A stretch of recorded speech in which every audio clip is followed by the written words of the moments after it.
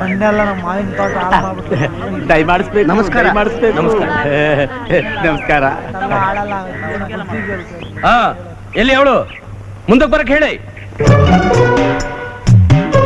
ತಿರ್ಗ ಈ ಕಡೆ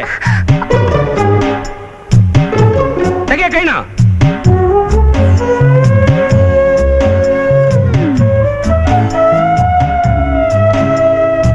ಸುಮ್ಮನೆ ನಿಂತ್ಕೊಳೆ.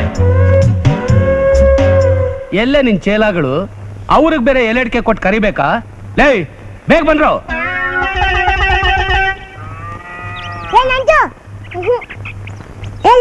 ಬೇಡ ಕಣು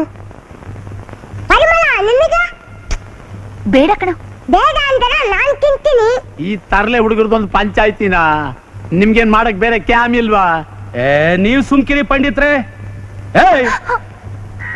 ಊರ್ನಲ್ಲಿ ಇವ್ರು ನಿಂಗೆ ಬಿಟ್ರೆ ನಾಳೆ ಅವ್ರ ಜಾಗದಲ್ಲಿ ನಮ್ಮನ್ನ ನಿಲ್ಸಿ ನಮ್ ಜಾಗದಲ್ಲಿ ಅವ್ರು ಕೂತ್ಕೊಂಡು ನಮ್ಮನ್ನೇ ಹರಾಜಾಗ್ತಾರೆ ಗೊತ್ತಾ? ಸರಿಯಾಗಿ ಹೇಳಿದ್ರಿ. ನನ್ನ ಮಗನ ಜೊತೆ ಹಾಕೊಂಡು ನಿಮ್ ಮಗಳು ಇವತ್ತಿಗೆ ಊರಿನೆಲ್ಲ ಕೆಡಿಸ್ತಾ ಇದ್ದಾಳೆ.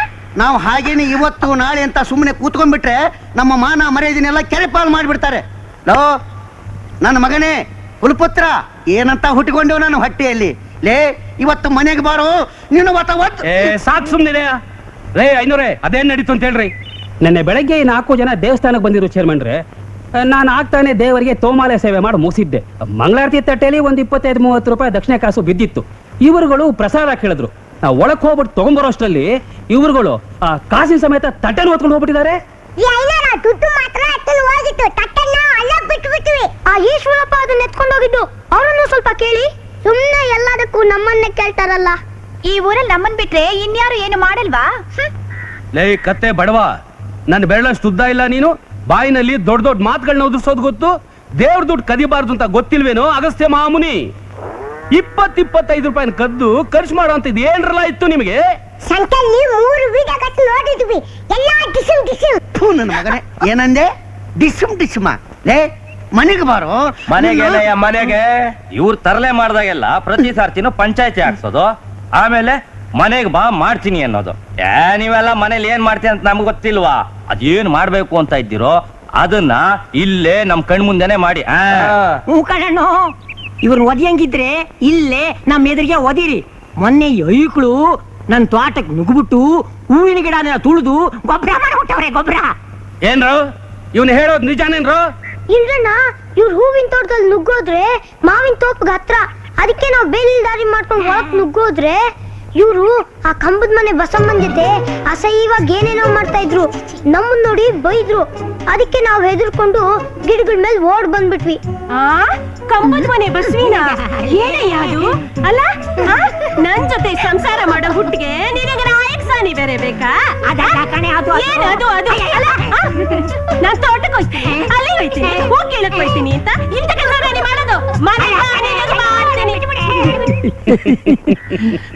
ನೋಡ್ರಣ್ಣ, ನೀವಿನ್ನೂ ಇವ್ರನ್ನ ಪಂಚಾಯತಿಲೇ ನಿಲ್ಲಿಸ್ಕೊಂಡ್ರೆ ನಮ್ ಬಂಡವಾಳನೆಲ್ಲ ತೆಗೆದು ಹೊರಗೆ ಹಾಕ್ಬಿಡ್ತಾರೆ. ಸುಮ್ಕಿರಿ ಪಂಡಿತ್ರೆ, ಎಲ್ಲ ನಮ್ಮ ಮಕ್ಕಳನ್ನೇ ಬೈತಿರಲ್ಲ. ಇವ್ರ ಮಗಳು ತಾನೆ, ಅವ್ರಿಗೆಲ್ಲ ಹೆಡ್ಡು. ಅವಳು ಮಾಡು ಅಂತಾಳೆ, ಇವ್ರು ಮಾಡ್ತಾರೆ. ಮೊದ್ಲು ಅವಳಿಗೇನಾದ್ರೂ ಮಾಡ್ರಿ. ಹೌದು, ನಾ ಮಾಡು ಅಂತೀನಿ, ಇವನು ಮಾಡ್ತಾನೆ. ಪಾಪ ನಿನ್ ಮಗನ್ಗೆ ಏನು ಗೊತ್ತಿಲ್ಲ. ಬಾಯಲ್ಲಿ ಕಡ್ಡಿ ಬಿಟ್ಟಿಟ್ರೆ ಕಡ್ಡಿ ಮಾತ್ರ ತಿಂತಾನೆ.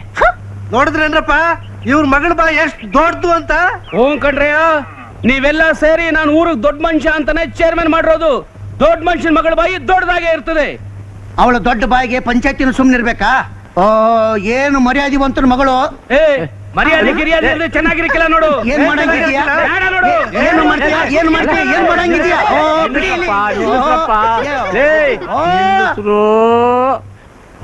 ಹೀಗೆ ಇದ್ರೆ ನೀವು ಅವರಿಗಿಂತ ಚಿಕ್ಕ ಮಕ್ಕಳಾಗಿ ಹೋಗ್ತೀರಾ ಅಷ್ಟೇ.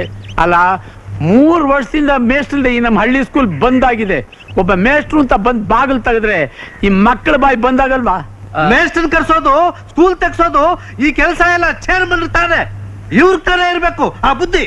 ಬಾಯ್ ಮುಚ್ಚಾಯೋ, ಗೌರ್ಮೆಂಟ್ ನಮ್ಮ ಮತ್ತೆ ಮನೆನೇನೆಯಾ? ನಾ ಹೇಳ್ದಂಗೆ ಕೇಳಕ್ಕೆ. ನಮ್ಮೂರಿಗೆ ಮೇಷ್ಟ್ರು ಬೇಕು ಅಂತ ನಾನು ಬರ್ದಾಕಿದ್ದೀನಿ. ಅಲ್ಲಿಂದ ಮೇಷ್ಟ್ರು ಬಂದು ತಾನೆ ನಾನು ಸ್ಕೂಲ್ ತೆಗ್ಸಾಕೆ. 3 ವರ್ಷದಿಂದ ಬರಿತಾನೇ ಇದ್ದಾರೆ. ನೋಡು, ಹೋಗಿ ತಲುಪ್ತಾನೇ ಇದ್ದಾರೆ. ನೀನು ತಲೆಟ ಜಾಸ್ತಿ ಮಾತಾಡ್ತಾ ಇದೀಯ.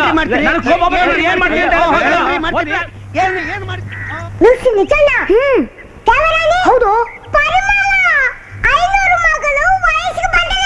ಮಗನೇ